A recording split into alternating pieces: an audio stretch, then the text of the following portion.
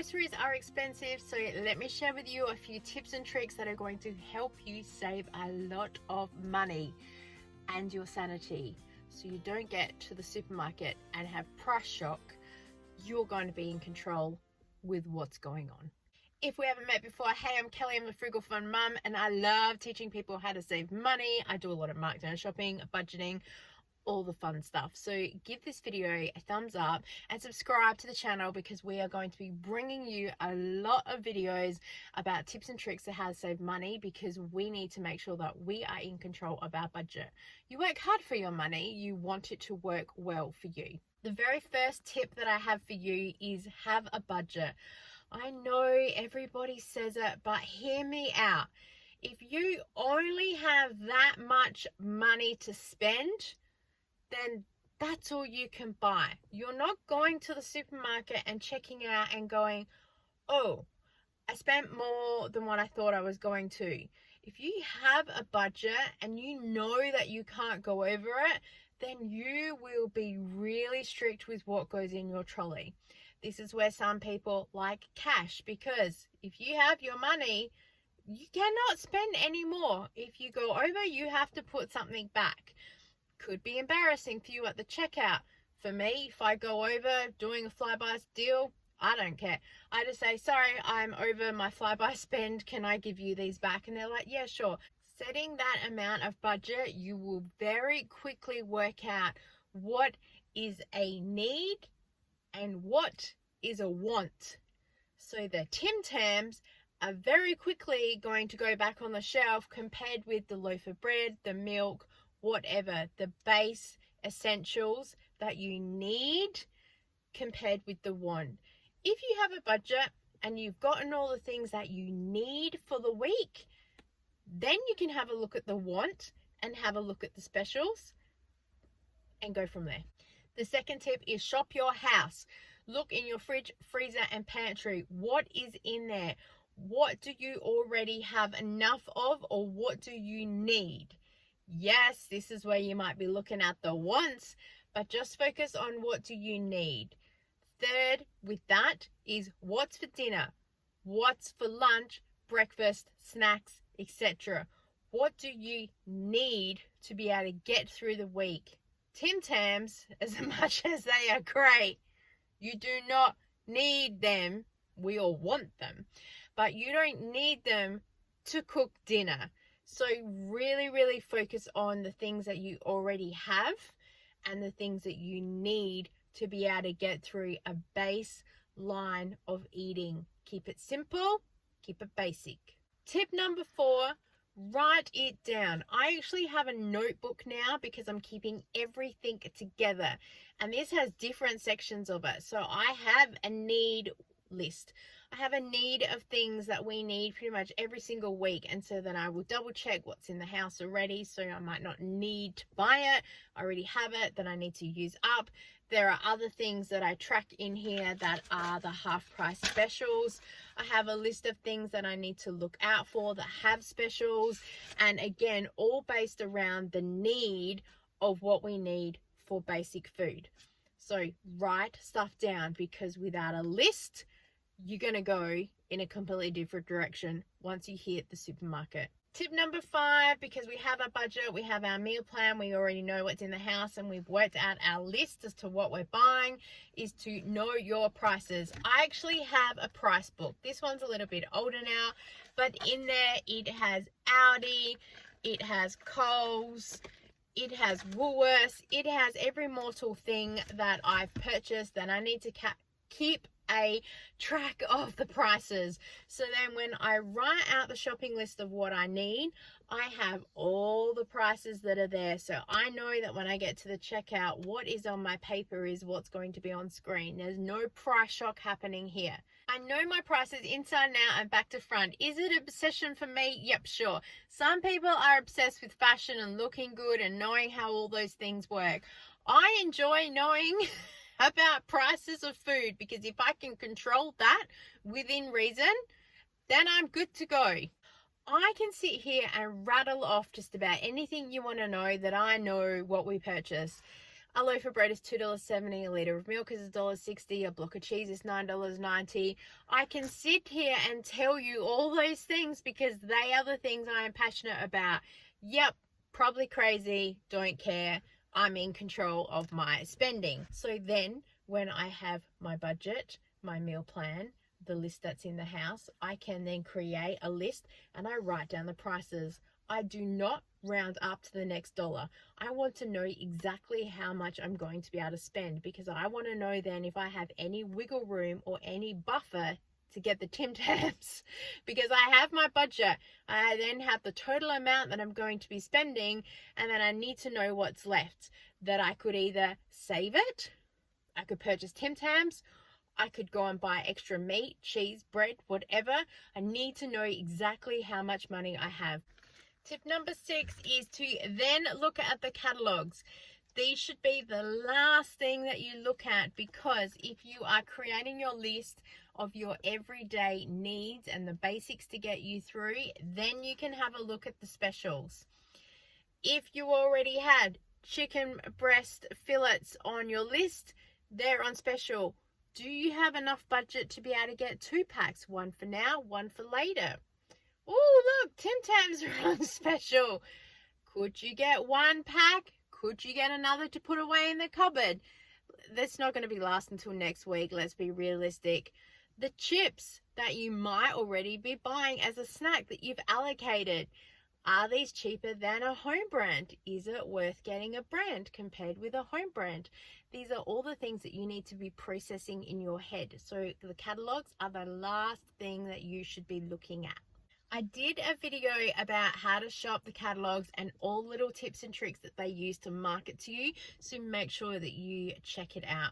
I use the catalogs to double check the prices and the specials because, like I have in my book here, check for sales. There are things that I am waiting for them to be half price so I can stock up, and I will do a video about stockpiling and how we're shopping to try and create that. So the catalogs are more of a fuel to help me keep my baseline needs. Yes, treats are really nice. I'm not saying that you can't have a treat, but I see so often people are like, we got this as a treat, and this is a treat, and this is a treat. When I was growing up, we got to pick one treat, either to have right now, have it for our lunchbox the next day, or we saved it when all the parents did their card game thing on a Saturday night and all the kids were hanging out. But we knew that literally we got one thing, and I think that really determines some of my shopping habits now as to how I shop.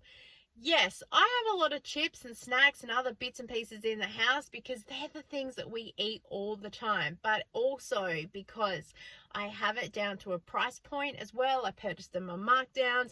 There are constant things. I rarely have any ice cream in the house because it's just not something that we purchase, as well as some of the other chocolates and stuff. So there are the things that I move through because also I'm focusing on the budget. Treats, focus, it all goes together. Marketing like this, it is designed to pull you in and say, look at me. So keep your eyes on your budget. And also, if you just get like one treat for the week, you will just treasure that treat rather than having multiple treats in the house just in case you might need it. Honestly, if you cut it back, then when you do purchase that one or two, it will feel like an absolute luxury to have it because you've gone without to be able to save in some other areas. You're not just buying it because it's on sale. You're buying it because you honestly deserve it and you've worked hard to have that buffer in your budget. Now let's go into the supermarket and I'll show you a couple of tips that are in there. The first thing that you see is the fruit and veg section, and here is where you can be really strategic. Again, I have a lot of rules that comes around what I will and won't spend on certain foods, and I have a video about that going, I won't pay that. My rules do fluctuate depending on what we have. We buy a lot more frozen vegetables compared with fresh because they last a little bit longer. But we eat the same fruits and vegetables pretty much every single week. So that's one thing for us. We're not a huge variety type family. So as I said, you need to do what works with you. When it comes to fruit, there are a few little tips. Pre-packaged apples like this are a great idea, and if you take them and weigh them, you'll see that some packs weigh more than others. You are paying for the pack, which is based on a kilo price. So if you want to individually weigh all the packs and work out which one is the best, then go for it. Bananas come pre-packaged like this, and they are super cute. However, they are only 250 grams, so per kilo they are up there with the price. Did you know that you can buy bananas individually? You don't have to buy the whole bunch just because they're together. You can break them apart. If you're worried about bananas ripening more than others, buy some that are yellow now and some that are green so they're ready for the end of the week. Have a look in the bakery section and make a note of anything that looks good. Could you make it yourself? The donuts that are here, I absolutely love the look of them, but there is no way that I could make those myself. It would take me a lot of time and effort, and mentally, I just don't want to be dealing with it. If I found a markdown on them, then I would probably purchase them. However, also, do I want to spend the calories on that? Probably not. So these are a very rare treat for us indeed. Some of the other bread products that we have, again, I'll purchase when they're markdowns. We make our own cream buns and things like that when I've got bread rolls marked down. Or I can turn other bread rolls into hamburgers, into garlic bread, into a variety of different things. So most products for us have more than one use. Meat is just a nightmare. The prices are absolutely expensive. This is where you need to really be looking at the price point, know your prices, and have a few rules. This is where meal planning and menu planning will work really well for you. Have a big list of all the meals that you have and then have a look at the prices. If chicken is cheaper that week, maybe have at least 2 meals of chicken, or alternate with maybe a can of tuna. Instead of having steak that week, maybe have a look at the mincemeat. This week in Coles, they had a deal. A kilo of mince was only $9 and 10 times the Flybuys points. So this is where, if you have room in your budget as a buffer, you could get 2 packets of mince, save one for later. This is how you start stockpiling and juggling your budget.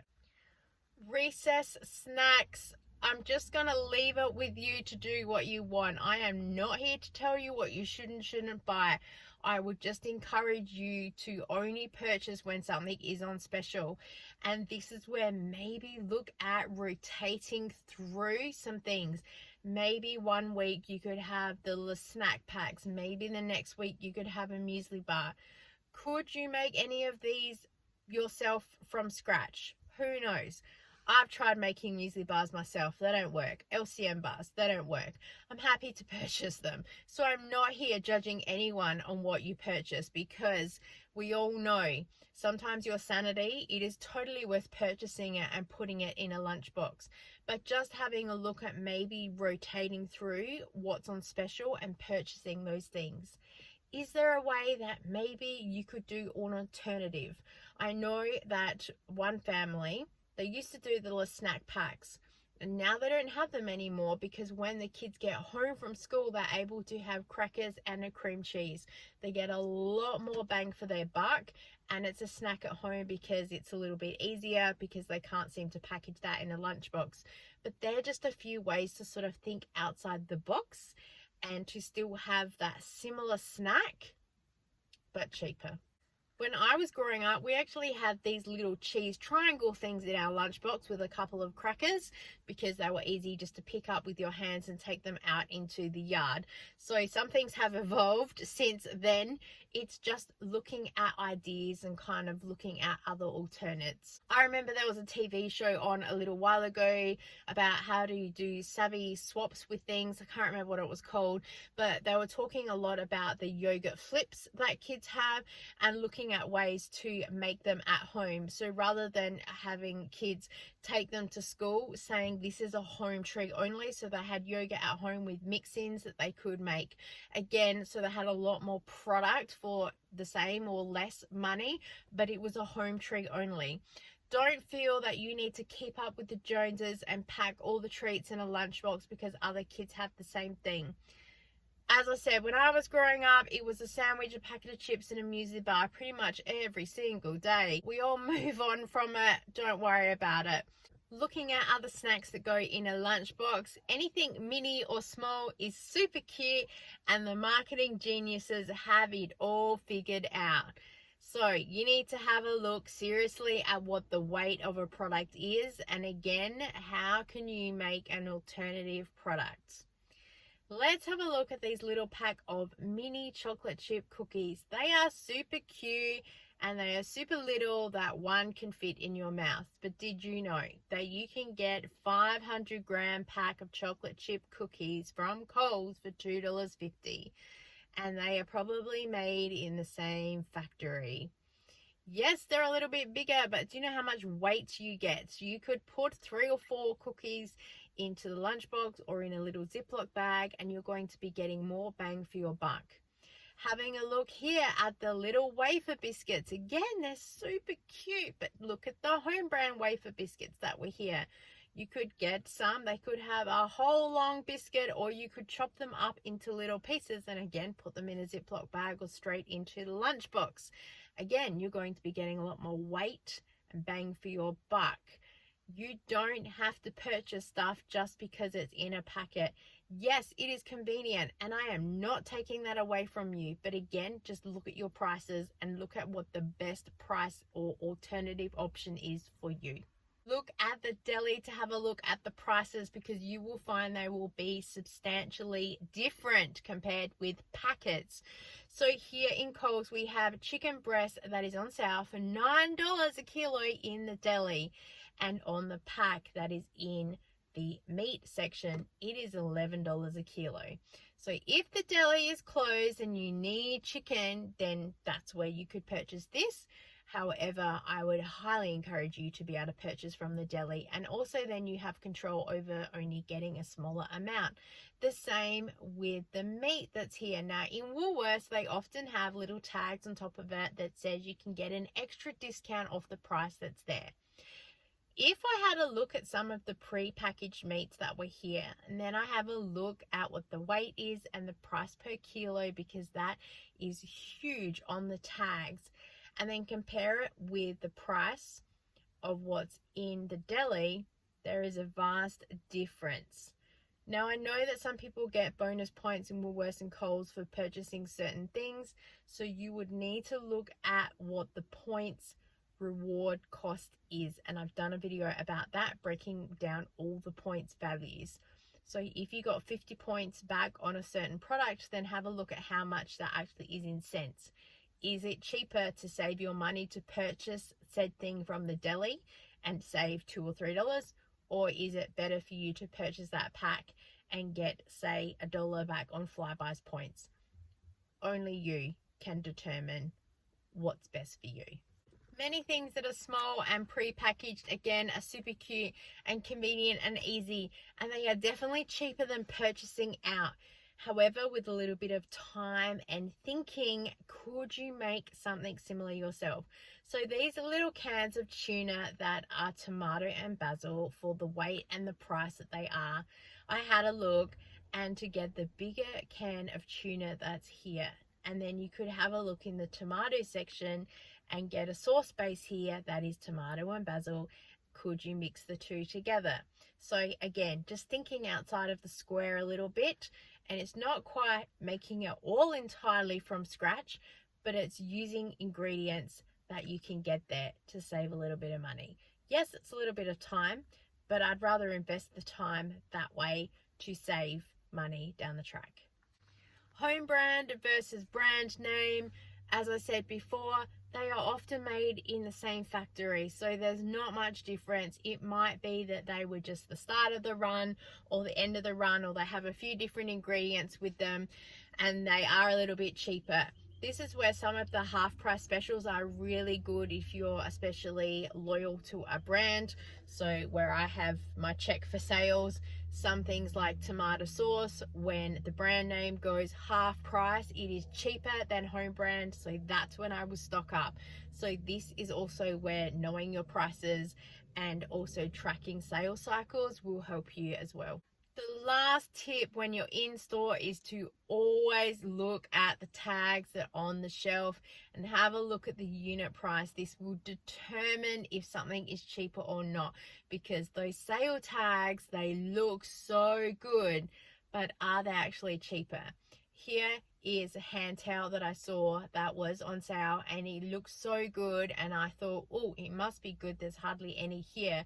But then when I looked at the unit pricing, home brand was still a lot cheaper. Now we only use paper towels to suck up oil when we're cooking, so it's going to get thrown out anyway. I don't really need a super sturdy product to clean or do other things with it. So for us, cheaper works really well. So that's what you need to look at, unit price and what actually is the best value.